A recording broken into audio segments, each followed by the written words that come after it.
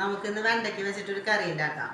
ഇതിന് വെണ്ടക്കായി ഞാൻ ചെറിയ കഷ്ണങ്ങളാക്കി നന്നാക്കിയിട്ട് നമുക്കത് ഫ്രൈ ആക്കണം. ഉപ്പിടാം. വെണ്ടയ്ക്ക ഫ്രൈ ആക്കാൻ വെച്ച വെളിച്ചെണ്ണയിൽ തന്നെ പച്ചമുളക്, ഇഞ്ചി, വെളുത്തുള്ളി ചതച്ചിടാം.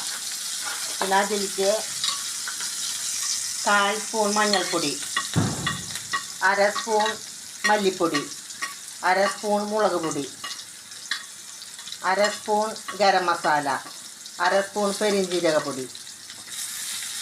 പിന്നെ അതിലേക്ക് കുറച്ച് ഉപ്പിടാം. ഒരു തക്കാളി മിക്സിയിലടിച്ചത് ഇട്ടാം. ചീഞ്ചട്ടിയിലേക്ക് ഇട്ട കൂട്ടിലേക്ക് നമ്മൾ നേരത്തെ ഫ്രൈ ചെയ്ത വെണ്ടക്കായ ഇടാം. നന്നായി ഇത് വറ്റണം. നമ്മൾ വീട്ടിയ തക്കാളിയുടെ കൂട്ടൊക്കെ നന്നായിട്ട് വറ്റി. അപ്പോൾ നമ്മുടെ കറി തയ്യാറായി.